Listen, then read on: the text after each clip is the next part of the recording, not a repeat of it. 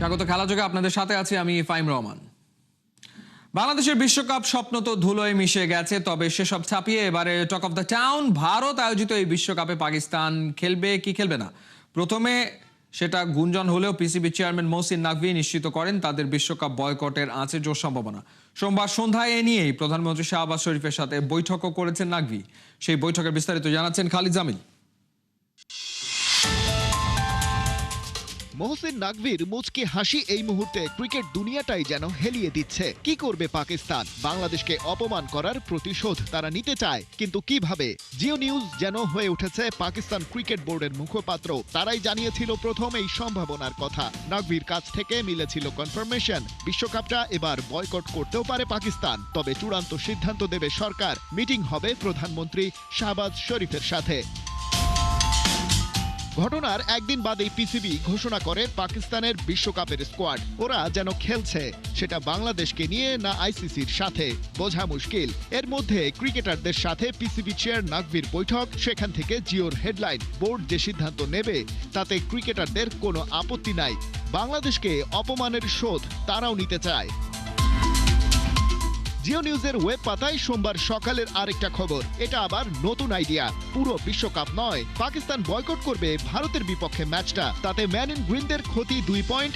এমনিতে বিশ্বকাপে ভারতের বিপক্ষে জয়ে যদিও তাদের জন্য সোনার হরিণ, তবে লাভ যেটা হবে তা হলো ভারত আর তাদের গৃহপালিত আইসিসিকে একটা মোক্ষম জবাব দেয়া যাবে। ভারত পাকিস্তান ম্যাচ অফ হয়ে যাওয়া মানেই বিরাট অঙ্কের রেভিনিউ লস। কথিত আছে পুরো একটা এশিয়া কাপ হয়তো এই ম্যাচের জন্যই। কিন্তু কোনটা সত্যি? শুধু ভারত ম্যাচ বয়কট, নাকি পুরো বিশ্বকাপ থেকেই নিজেদের সরিয়ে নেবে পাকিস্তান? তাহলে যে দল ঘোষণা হলো সেটা কি নাটক ছিল? বিশ্বকাপ ঠিকই খেলবে পাকিস্তান, তাও সব ম্যাচই? মনে পড়তে পারে নাকভির কদিন আগে বলা একটা কথা। পাকিস্তানের এই স্বরাষ্ট্রমন্ত্রী বলছিলেন তাদের হাতে এই বিশ্বকাপে অংশ নেয়া ইস্যুতে প্ল্যান এ থেকে ডি পর্যন্ত আছে। সোমবার বিকেলে এই ইস্যুতে প্রধানমন্ত্রী শাহবাজ শরীফের সাথে আলোচনায় বসেছিলেন নাকভি। বহুল কাঙ্ক্ষিত সেই মিটিং। শেষ পর্যন্ত সরকারের হাইকমান্ড থেকে নির্দেশনা দেয়া হয় আরও ভালোভাবে চিন্তাভাবনা করেই সিদ্ধান্ত নিতে হবে। হাতে যে অপশনগুলো আছে তা এক টেবিলে রেখে বেস্টটা বেছে নিতে হবে। ঠিক এই কথাটাই মিটিং থেকে বেরিয়ে নিজের এক্স হ্যান্ডেলে লিখেছেন মিস্টার নাকভি। তবে চূড়ান্ত সিদ্ধান্ত আসেনি। জিও নিউজ যদিও ততক্ষণে দাবি করছে এবারের বিশ্বকাপে পাকিস্তান খেলছে, তবে নাকভি জানিয়েছেন চিন্তাভাবনা করেই সিদ্ধান্ত নেবে পাকিস্তান, আর তার জন্য সময় লাগবে আগামী সপ্তাহ পর্যন্ত। অর্থাৎ পাকিস্তান আরও কটা দিন খেলতে চায়, কিন্তু সেই খেলাটা কাদের নিয়ে তা বড় প্রশ্ন।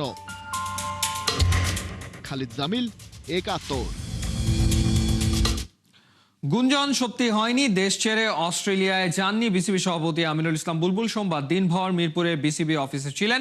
ক্রিকেট এগিয়ে নেওয়ার পথ খুঁজেছেন, যদিও সাবেক এই অধিনায়ক বিসিবির সভাপতি পদে এসে বেশ চাপেই আছেন।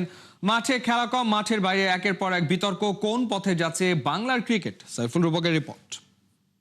আমি কি বলবো, আপনার দেখতেছেন না কোথায় আছে। বুলবুলের কথা গুজবে কান দেবেন না। অস্ট্রেলিয়ার মেলবোর্নে যাননি, ঢাকার মিরপুরেই আছেন। মন দিয়ে বিসিবিতে কাজ করছেন সভাপতি আমিনুল ইসলাম বুলবুল। শেরে বাংলা লেখা আছে এগিয়ে যাও বাংলাদেশ। তার সময় কি এগিয়ে যাচ্ছে? অনেকেই তো বলছে বুলবুলের এই 2 টার্মের 7 মাসে এগিয়ে তো যাচ্ছেই না, উল্টো পথে পেছন দিকে যাচ্ছে বাংলার ক্রিকেট। খেলার চেয়ে ধুলা বেশি। এখানে 4 ছক্কা ব্যাট বলের পারফরমেন্স নিয়ে কম আলোচনা হয়, তার চেয়ে বেশি আলোচনা হয় বাইরের বিতর্ক, কর্তাদের দুর্নীতি কিংবা ফিক্সিং সহ নানা রকমের ইস্যু নিয়ে আসলে আলোচনা হচ্ছে। ক্রিকেটারদেরকে গালমন্দ করা সহ অনেক কিছু। অর্থাৎ গত 10 দিনে তো অনেক কিছুই ঘটে গেছে বাংলাদেশের ক্রিকেটে। তাই তো অনেকেই বলছে যে আসলে বিসিবিতে ফোকাস শিফটিংয়ের কাজটা বিসিবি পরিচালকরা দারুণভাবে করছেন, কিন্তু ক্রিকেটের উন্নয়নে তেমন কোনো দৃশ্যমান কিছু দেখাই যাচ্ছে না।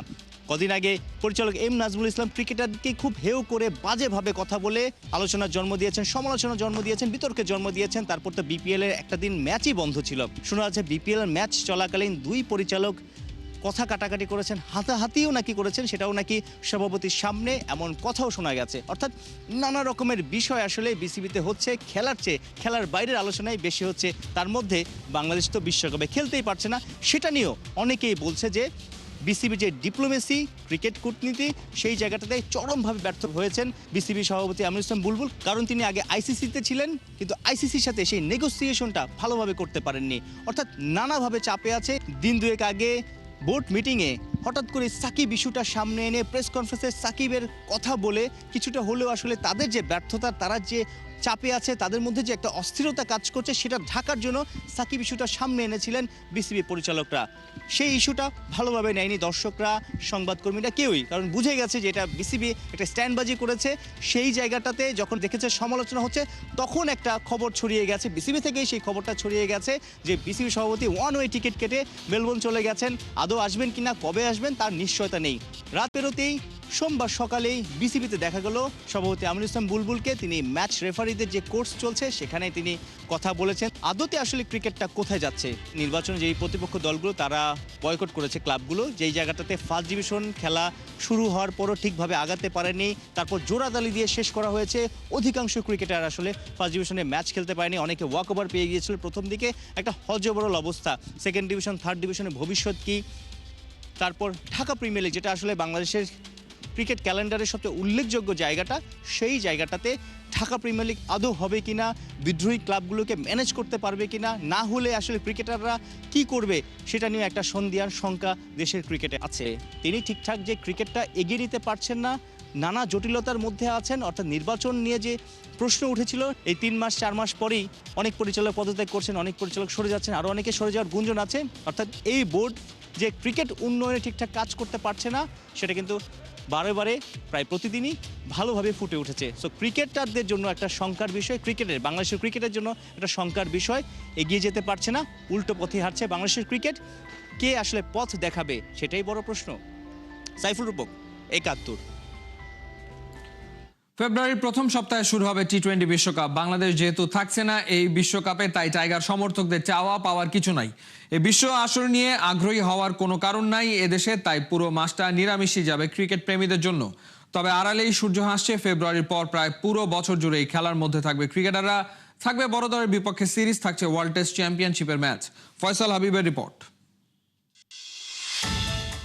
বিপিএল এর পর বাংলাদেশ দল যাবে বিশ্বকাপ খেলতে, এমনই হওয়ার কথা ছিল, কিন্তু এক ঝড়ে ওলটপালট হয়ে গেছে সব। ঝড়টা এমনই আকস্মিক ছিল যে ক্রিকেটাররাও হতচকিত হয়ে গেছে। এ কারণেই হয়তো বিপিএল জেতার দিন সংবাদ সম্মেলনে শান্ত বলেন তিনি জানেন না আবার কবে মাঠে নামবেন। বাংলাদেশ বিশ্বকাপ খেলছে না তা ঠিক, কিন্তু এখানেই দুনিয়ার শেষ না, বরং পুরো বছর জুড়েই খেলা আছে বাংলাদেশের, যার শুরুটা হবে মার্চেই পাকিস্তানের বিপক্ষে হোম সিরিজ দিয়ে। বিপদে আপদে বাংলাদেশের পাশে এসে দাঁড়ানো পিসিবি বিশ্বকাপের পর সর্বপ্রথম দল পাঠাবে বাংলাদেশে। হবে 2 টেস্ট আর 3টা করে ওয়ানডে ও টি-20-র পূর্ণাঙ্গ সিরিজ। পাকিস্তান বাংলাদেশ ছেড়ে যেতে না যেতেই নিউজিল্যান্ড পা রাখবে ঢাকায়। কোনো টেস্ট না খেললেও কিউরা খেলবে সাদা বলের সিরিজ। নিউজিল্যান্ডের বিপক্ষে 3টা করে ওয়ানডে এবং টি-20 ম্যাচ খেলা হবে এপ্রিল মাসে। বছরের প্রথমার্ধে সবশেষ দল হিসেবে অস্ট্রেলিয়াও বাংলাদেশে আসবে। নিউজিল্যান্ডের মতো অজিরাও দেশের মাটিতে খেলবে শুধুই সাদা বলের সিরিজ। বাংলাদেশ অস্ট্রেলিয়া 3 ম্যাচের ওয়ানডে এবং টি-20 সিরিজ হবে জুনে। অস্ট্রেলিয়ার বিপক্ষে খেলার পর বাংলাদেশ দল জিম্বাবুয়ে এবং আয়ারল্যান্ড সফরে যাবে। জিম্বাবুয়েতে বাংলাদেশ খেলবে 2 টেস্টের সাথে 5 ওয়ানডে। সিরিজ হবে এবছরের জুলাইতে। জিম্বাবুয়ে থেকে অগাস্টে আয়ারল্যান্ড গিয়ে বাংলাদেশ আবার 3 ওয়ানডে এবং 3 টি-20-র সিরিজ খেলবে। বছরের শেষের দিকে গুরুত্বপূর্ণ সব সিরিজে মাঠে নামতে হবে বাংলাদেশের, যার শুরুটা হবে ওয়েস্ট ইন্ডিজের বাংলাদেশ সফর দিয়ে। অক্টোবর নভেম্বরে ওয়ার্ল্ড টেস্ট চ্যাম্পিয়নশিপের অংশ 2টা টেস্টের সিরিজ খেলতে ক্যারিবিয়ানরা আসবে ঢাকায়। ঘরের মাঠে নিশ্চিতভাবেই বাংলাদেশ চাইবে সেই সিরিজটা জিততে। বছরের শেষ সিরিজ খেলতে বাংলাদেশ যাবে সাউথ আফ্রিকায়। নভেম্বর ডিসেম্বরের সেই সিরিজে থাকবে 2 টেস্টের সাথে 3 ওয়ানডে, যেখানে টেস্ট ম্যাচ 2টা হবে ওয়ার্ল্ড টেস্ট চ্যাম্পিয়নশিপের অংশ। টেস্টের বিশ্ব চ্যাম্পিয়নদের সাথে ওদের মাঠে চোখে চোখ রেখে কথা বলতে পারলে সেটা হবে টাইগারদের জন্য বিশেষ পাওয়া। আমাদের দেশে হবে সেই ছেলে কবে, কথায় না বড় হয়ে কাজে বড় হবে। কুসুম কুমারী দাসের লেখা এই লাইন 2টা শুনেছেন হয়তো অনেকেই। বাংলাদেশ ক্রিকেটারদের সামনে এই লাইনগুলো সত্য করারই সুযোগ থাকছে এবছর। অন্যায়ের প্রতিবাদে বিশ্বকাপ থেকে সরে যাওয়া এক ব্যাপার, কিন্তু মাঠের খেলায় যদি উত্তর দেয়া যায় বিশ্ব মোড়লদের, সেটাই হবে মোক্ষম জবাব। এবছর অস্ট্রেলিয়াকে ঘরের মাঠে হারানো গেলে বার্তা যাবে তাসমান সাগরের ওপারে। বিশ্ব টেস্ট চ্যাম্পিয়নশিপের 6 ম্যাচের মধ্যে একাধিক ম্যাচ যদি জেতে টাইগাররা, তবে সাদা পোশাকেও নিজেদের সামর্থ্যের মহড়া দিতে পারবে। এমন হলে আইসিসি আবার বাংলাদেশের সাথে অন্যায় করার সাহস কি করে পাবে? ফয়সাল হাবিব, ৭১। বিপিএল এর দ্বাদশ আসরের পর্দা নেমেছে, কিন্তু রাজশাহী ওয়ারিয়র্সের শিরোপা উল্লাস যেন এখনো চলছে ফুল স্পিডে। মাঠে ট্রফি জয়ের যে গর্জন শুরু হয়েছিল তা এবার প্রতিধ্বনিত হলো রাজশাহীর রাজপথ আর ক্যাম্পাস জুড়ে। ক্রিকেট যখন মানুষের আবেগে রূপ নেয়, তখন শিরোপা হয়ে ওঠে একটি শহরের গর্ব। ট্রফি হাতে রাজশাহী বিশ্ববিদ্যালয় সহ পুরো নগরী ঘুরে দেখা সেই চ্যাম্পিয়নদের গল্পই জানাচ্ছেন জুবায়ের নূর। ছাদ খোলা বাস, উঁচু করে ধরা ট্রফি আর 4 পাশ জুড়ে গর্জন, প্ল্যাকার্ড হাতে স্লোগান, মাঠ কাঁপিয়ে আনলো কাপ, জিতলো মন, আমরা চ্যাম্পিয়ন। যেন শিরোপা উল্লাসে মাতা কমলা উৎসবের ফাইনাল এপিসোড। হবেই বা না কেন, 6 বছর পর মামুর ব্যাটাদের চ্যাম্পিয়ন হওয়া বলে কথা। ফাইনাল এপিসোডের এ উদযাপন শুরু হয় বেলা 11:30টার দিকে। রাজশাহী বিশ্ববিদ্যালয় ক্যাম্পাসে ঢুকতেই রাজশাহী ওয়ারিয়র্স বুঝিয়ে দিল চ্যাম্পিয়নরা শুধু মাঠে নয়, মানুষের হৃদয়েও জয়ী। কাজলা গেট দিয়ে ঢুকে প্যারিস রোড, জোহরা চত্বর, প্রতিটা বাঁকে বাঁকে ছিল উল্লাসের ঢেউ। বাসের সামনে পেছনে শিক্ষার্থীদের জনস্রোত, স্লোগানে স্লোগানে কাঁপছে ক্যাম্পাস। কেউ শান্তকে ডাকছেন, কেউ মুশফিক তামিমকে এক নজর দেখার আশায় দৌড়াচ্ছেন বাসের পাশে। মুহূর্ত থামিয়ে অটোগ্রাফ দিচ্ছেন তারকারা, উড়ে আসছে দর্শকের ছুড়ে দেওয়া টি শার্ট, আর ছাদ খোলা বাস থেকে জার্সি ছুড়ে দিচ্ছেন খেলোয়াড়রা। যেন শিরোপার সঙ্গে সঙ্গে পুরস্কৃত করছেন ভালোবাসা। সেই জার্সি ধরতে গিয়ে শিক্ষার্থীদের উন্মাদনা যেন শেষ ওভারে শেষ বলে ছক্কা মারার দৃশ্য। উচ্ছ্বাসের মাঝেই অনুভূতির কথা জানান শিক্ষার্থীরা, কণ্ঠে গর্ব আর হৃদয়ে পদ্মার পার। খেলা আমরা অনেক উপভোগ করছি, আমাদের আবেগ ছিল। রাস্তায় দাঁড়িয়ে আছি, এটা আসলে এক ভাই বলতে গেলে এটা আমাদের আবেগ। আমরা এর আগের বারও রাজশাহী যে পারফরমেন্সটা করছিল, দুর্দান্ত পারফরমেন্স ছিল, তারপরে হঠাৎ করে তারা আর কি ফাইনালে আসতে পারেনি, কিন্তু এবার তারা আমাদেরকে অন্যরকম একটা কিছু দেখিয়েছে। আমরা কখনো ভাবিনি যে এভাবে রাজশাহী কাপ নিবে।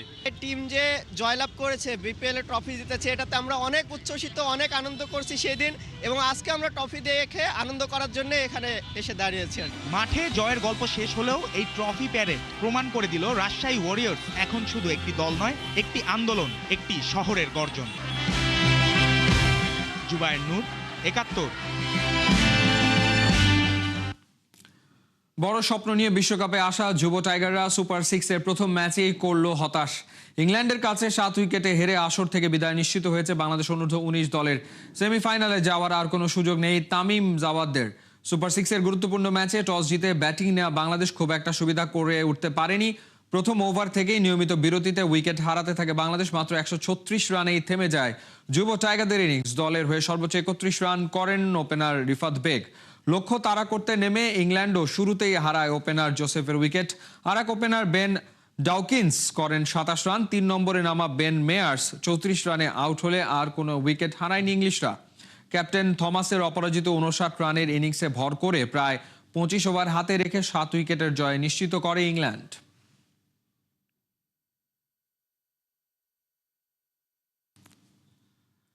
ইউরোপীয় ফুটবলে গোলের চূড়ান্ত স্বীকৃতি ইউরোপিয়ান গোল্ডেন শু। একসময় মেসি রোনালদোর রাজত্বে যে ট্রফি ছিল প্রায় একচ্ছত্র, আধুনিক যুগে সেটাই এখন রীতিমতো যুদ্ধক্ষেত্র। বর্তমান চ্যাম্পিয়ন কিলিয়ান এমবাপে, গোলের যন্ত্র আর্লিং হালান্ড, আর নির্ভরতার আরেক নাম হ্যারি কেইন 2025-26 মৌসুমে ইউরোপের সেরা গোল স্কোরার হওয়ার দৌড়ে এই 3 সুপারস্টারই মুখোমুখি। কে থাকবে শেষ পর্যন্ত? ইউরোপ জুড়ে চলা গোলের এই লড়াইয়ের বর্তমান প্রতিযোগিতা নিয়ে আরও জানাচ্ছেন জুবায়ের নূর। গোলই ফুটবলের শেষ কথা, আর ইউরোপিয়ান গোল্ডেন শু সেই গোলেরই রাজমুকুট। 2024-25 মৌসুমে মোহামেদ সালাহকে পেছনে ফেলে এই মুকুট জিতেছিলেন কিলিয়ান এমবাপে। নতুন মৌসুম শুরু হতেই বোঝা যাচ্ছে এবার তার সিংহাসন মোটেও নিরাপদ নয়। বুন্দেসলিগায় বায়ার্ন মিউনিখের আক্রমণের কেন্দ্রবিন্দু এখন হ্যারি কেইন। পেনাল্টি বক্সে ঠান্ডা মাথা, দূরপাল্লার শট, আবার প্রয়োজন হলে প্লে মেকারের ভূমিকাও। বায়ার্নের আক্রমণাত্মক ফুটবলে কেইন মানেই নিয়মিত গোলের প্রতিশ্রুতি। অভিজ্ঞতা আর ধারাবাহিকতা, এই দুই অস্ত্রেই ইউরোপ কাঁপাচ্ছেন ইংলিশ এই স্ট্রাইকার। কিন্তু গোল্ডেন শুর বর্তমান মালিক কিলিয়ান এমবাপ্পে ছাড় দেওয়ার মতো পাত্র নন। রিয়াল মাদ্রিদের জার্সিতে লা লিগায় তার গোল সংখ্যাও 21। বাদিক থেকে হঠাৎ কেটে ভেতরে ঢোকা, ডিফেন্সের পেছনে দৌড়, কিংবা একটা টাচে ফিনিশ। এমবাপ্পে মানেই গতি আর নিখুঁত নৈপুণ্য। বড় ম্যাচের বড় খেলোয়াড় হিসেবে তার খ্যাতি নতুন করে বলার কিছু নেই। রিয়ালের আক্রমণাত্মক সেটআপে এমবাপ্পে মানেই প্রতিপক্ষের জন্য দুঃস্বপ্ন। আর ঠিক পেছনেই নিঃশ্বাস ফেলছেন ম্যানচেস্টার সিটির goal machine Erling Haaland. Premier লিগে এখনই তার গোল 20। শক্তি, গতি আর গোলের ক্ষুধা, এই তিনের মিলেই হালান্ড ইউরোপের সবচেয়ে ভয়ঙ্কর নাম্বার 9-এ পরিণত হয়েছেন। পেপ গার্দিওলার সিটি মানেই সুযোগের পাহাড়, আর সেই সুযোগগুলো শেষ করতে হালান্ড যেন এক নির্দয় ফিনিশার। কম টাচ, বেশি গোল, এটাই হালান্ডের ব্র্যান্ড। ইউরোপিয়ান গোল্ডেন শুর হিসাবটা শুধু গোল নয়, লিগের মানও এখানে বড় ফ্যাক্টর। প্রিমিয়ার লিগ, লা লিগা আর বুন্দেসলিগা প্রতিটি গোলেই পয়েন্ট গুণন 2। ফলে কেইন, এমবাপ্পে আর হালান্ড তিনজনেই আছেন সমান সুবিধার লাইনে। এক ম্যাচের হ্যাট্রিক, এক সপ্তাহের অফ ফর্ম কিংবা একটি ইনজুরি, সবই বদলে দিতে পারে মুহূর্ত। মৌসুম এখনো অনেক লম্বা, কিন্তু একটা ব্যাপার পরিষ্কার, ইউরোপের সেরা গোল স্কোরারের দৌড়টা হবে এবার রক্ত গরম। প্রশ্ন একটাই, শেষ পর্যন্ত কে তুলবেন গোল্ডেন শু? অভিজ্ঞতার কেইন, গতির এমবাপ্পে, নাকি নিষ্ঠুর গোল মেশিন হালান্ড? উত্তর মিলবে সময়ের সঙ্গে। ততদিন ইউরোপের স্টেডিয়ামগুলো না হয় সাক্ষী থাকুক ঐতিহাসিক গোলের মহাযুদ্ধের। জুবায়ের নূর, 71। এই ছিল এই মুহূর্তের খেলা যোগে সরাসরি সংবাদ অনুষ্ঠান দেখতে চোখ রাখুন 71-এর ফেসবুক পেজ এবং সাবস্ক্রাইব করুন 71-এর ইউটিউব চ্যানেল। 71-এর সাথেই থাকুন।